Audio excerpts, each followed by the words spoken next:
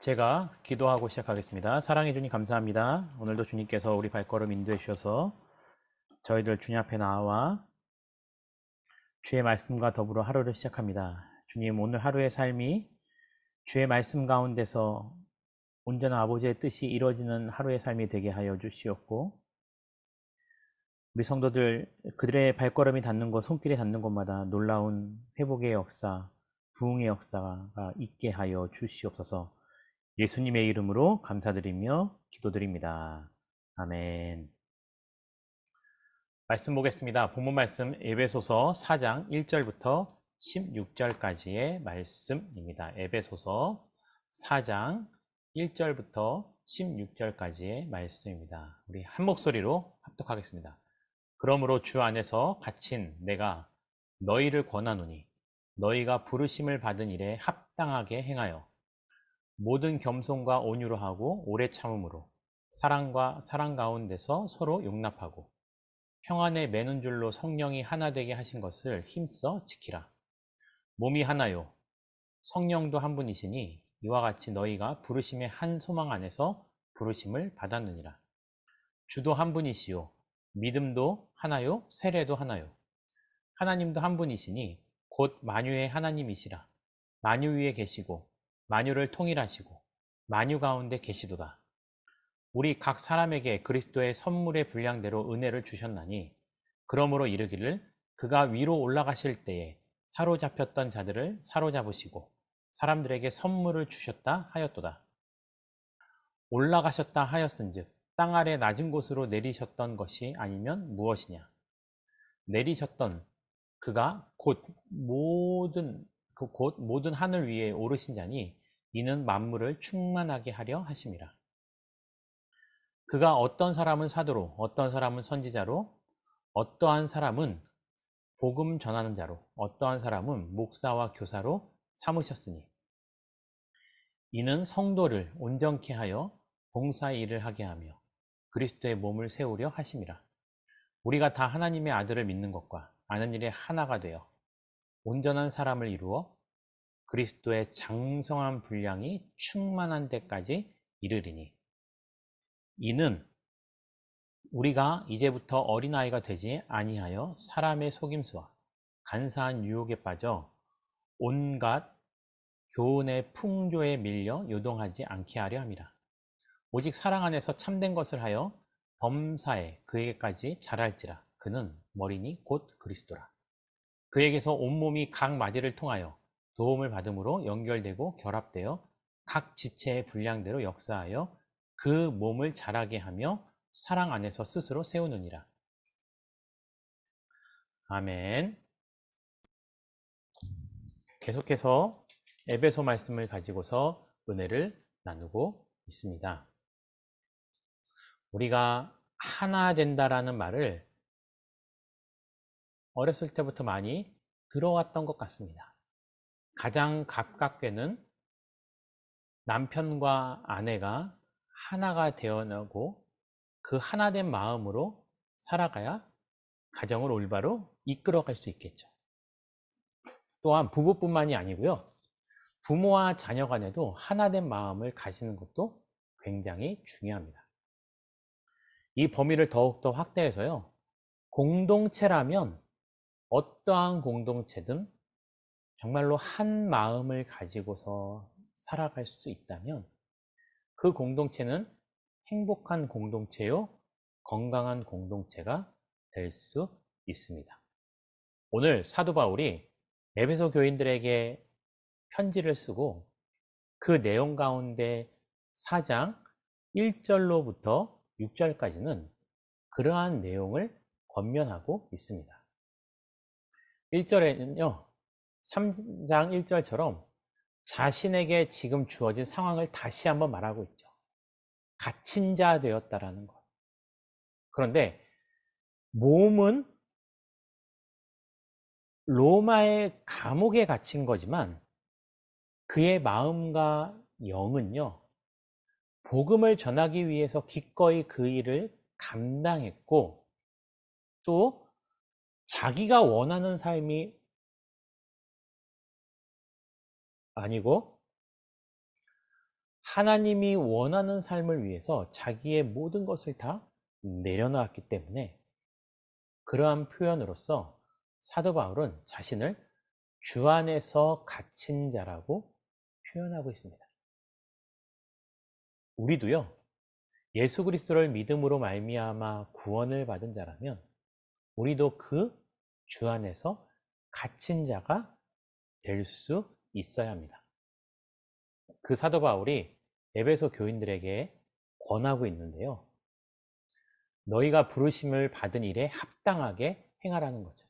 그 부르심을 따라 살아가라는 거죠.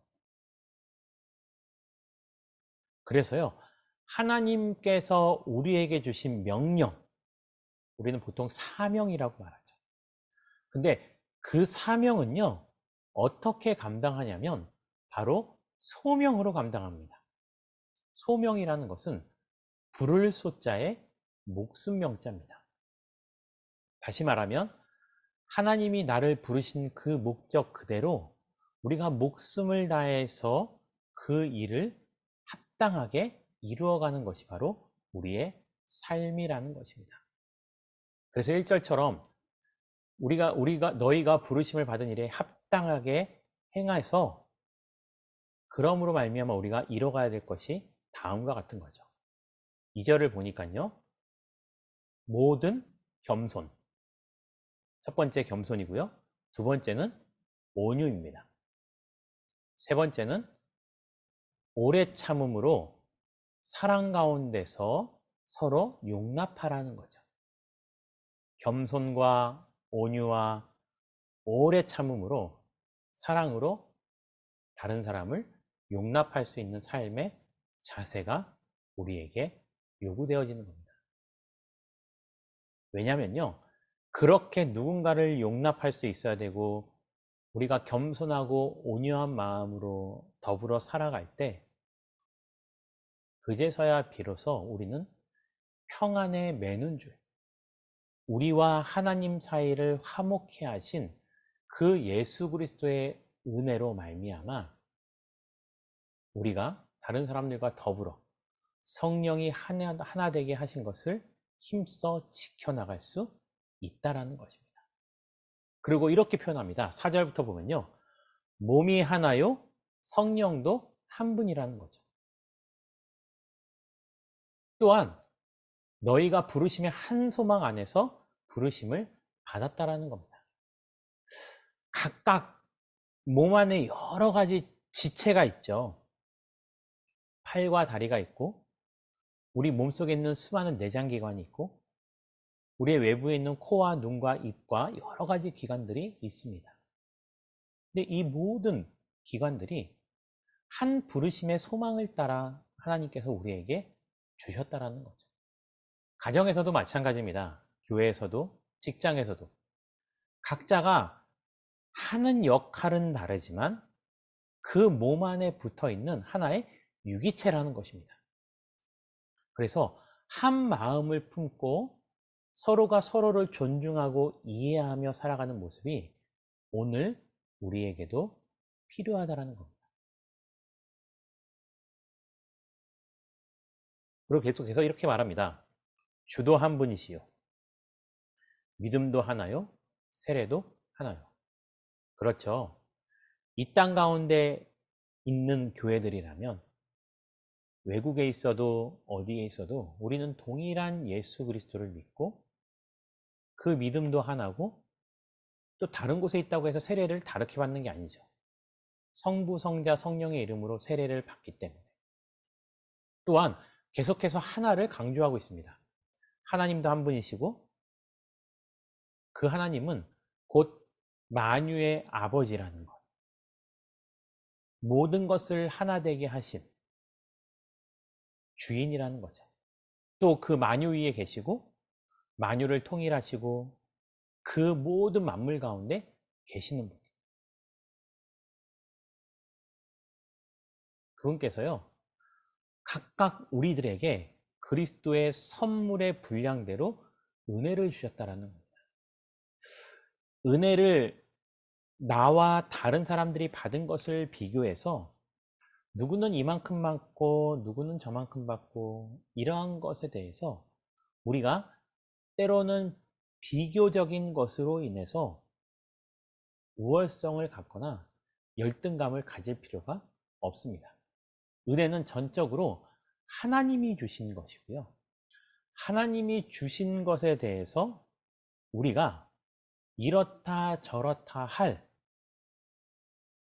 우리의 은혜에 대한 소명할 수 있는 자격은 없습니다.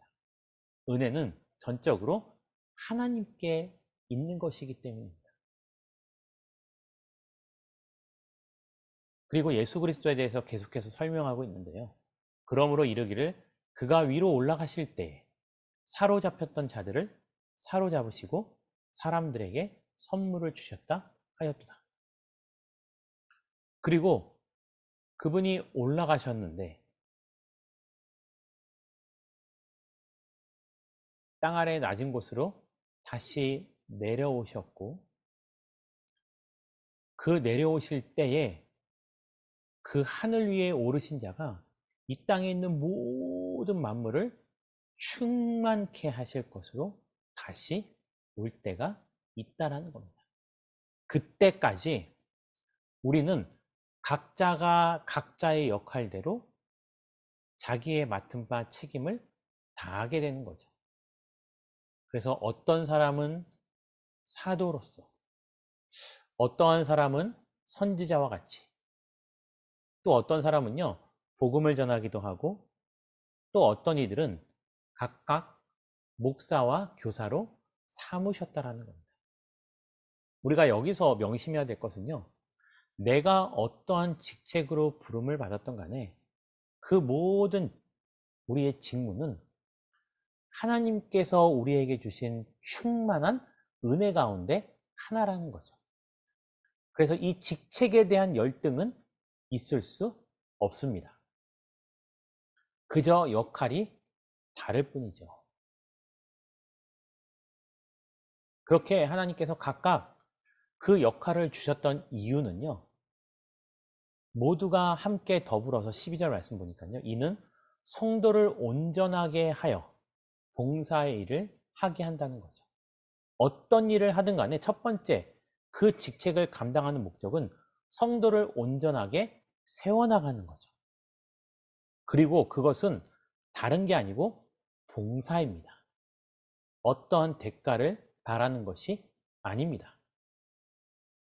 그렇게 함으로 그리스도의 몸된 교회 안에서 우리에게 주어진 일들을 통해서 그리스도의 몸을 세워나갈 수 있다는 겁니다. 또 우리가 다 하나님의 아들을 믿는 것과 아는 일에 하나가 돼요. 그렇게 하나된 마음으로 그 직분을 감당하려면요, 우리가 예수 그리스도를 믿는 것과 아는 것에 하나가 되어야 된다는 겁니다. 그러지 아니하고 각자가 다른 생각과 다른 지식으로 믿음의 공동체를 이루어갈 때 그 안에서 수많은 혼돈과 어려움이 생겨나가기 때문입니다. 믿는 것과 아는 일에 하나가 되어서 우리는 온전한 사람을 이루어가는 거죠. 그리고 우리의 믿음은 그리스도의 장성한 분량이 충만한 데까지, 우리가 예수 그리스도처럼 될 수는 없지만 그럼에도 불구하고 우리의 믿음의 목표는 예수님처럼 우리가 닮아가는 것입니다. 그리고 14절에는요, 이는 우리가 이제부터 어린아이가 되지 아니하여 사람의 속임수와 간사한 유혹에 빠져 온갖 교훈의 풍조에 밀려 요동하지 않게 하려 함이라는 거예요. 모두가 다 그렇게 한 믿음과 예수 그리스도라는 하나의 지식이 있어야만 세상에서 우리를 미혹시키고 유혹하는 수많은 것들에게 우리가 속지 않고 유혹에 빠지지 않고 오히려 더욱더 견고하게 세워질 수 있다라는 것입니다. 그래서 우리가 세상의 유혹을 이기려면요, 그 유혹이 뭔지 그것을 공부하는 것보다는요, 15절 말씀처럼 오직 사랑 안에서 참된 것이 무엇인지를 알고 깨닫는 겁니다. 그리고 그러한 믿음을 가지고서 범사에 어떠한 일을 하던 그에게까지 잘하는 것. 누굴까요? 그는 곧 교회의 머리 대신 예수 그리스도죠. 그리고 마지막으로는 이렇게 정리합니다. 그에게서 온몸이 각 마디를 통하여 도움을 받음으로 연결되고 결합되어 각 지체의 분량대로 역사하여 그 몸을 자라게 하며 사랑 안에서 스스로 세웁니다.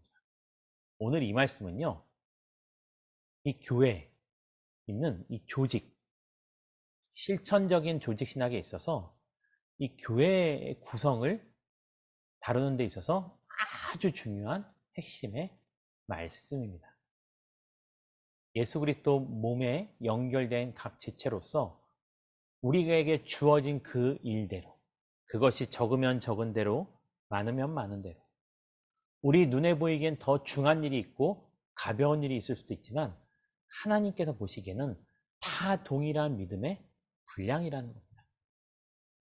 그저 자기에게 주어진 그 분량대로 우리가 최선을 다하며 살아갈 때에 그 안에서 우리는 사랑으로 말미암아 다른 것을 세우는 것이 아니죠. 스스로, 우리 스스로를 세워나가면서 유기체가 건강해야 몸이 건강하죠. 그것이 그리스도의 머리된 그리스도에 붙어있는 지체로서 우리의 삶을 더욱더 견고하게 세워나가는 방법이고, 그러한 성도님들을 통해서 가정이 건강해지고 또한 그리스도의 몸된 교회가 더욱더 건강하게 세워질 수 있다는 것입니다. 오늘 말씀을 잘 기억하셔서 말씀대로 살아가다가 말씀대로 승리하는 주의 백성들이 되시기를 주님의 이름으로 축원드립니다. 함께 기도 제목 나누도록 하겠습니다. 하나님의 은혜로 충만한 삶을 누리는 자가 되게 달라고, 또 그리스도의 사랑을 알고 따라가고 그것에 있어서 하나를 이루어가는 우리의 삶이 되게 달라고, 또한 우리 공동체를 위해서 기도하겠습니다. 교회를 위해서 기도할 때 가정과 교회와 세상을 더욱더 아름답게 만들어 나가는 믿음의 공동체가 되게 달라고 이 시간 다 함께 기도하겠습니다. 자유롭게 기도하고 마치도록 하겠습니다. 산을 내려오는 바람과 같이 우리에게 불어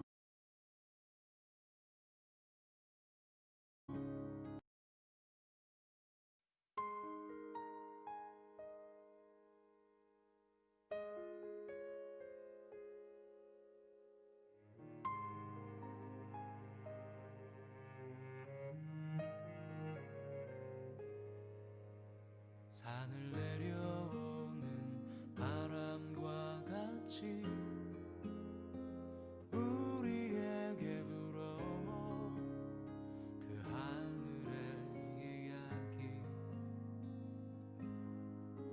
다친 우리 마음 자유케 하던 그 나사렛에서 한 목수의 이야기, 나와 같은 이도 복이 있다던 이전엔 한 번도 듣지 못한 이야기, 우리 이마에 맺혀있는 땀들 진저리 쓰다듬던 예수님의 이야기,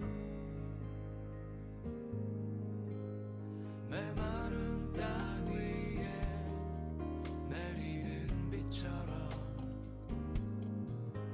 흐르는 내 땀방울로 부는 바람처럼 나를 향하신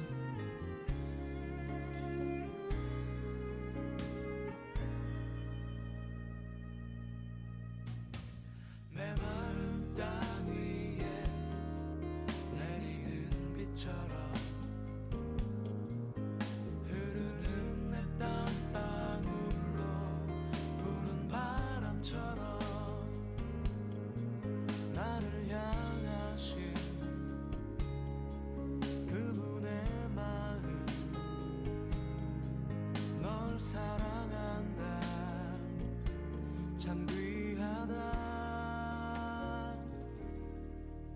나와 같은 이도 복이 있다던 이전엔 한 번도 듣지 못한 이야기 와서 나의 마음 자유케 하던 그 나사렛에서 온 한 목수의 이야기 나의 모든 짐 그 어깨에 지고 갈보리 향해 가던 예수님의 이야기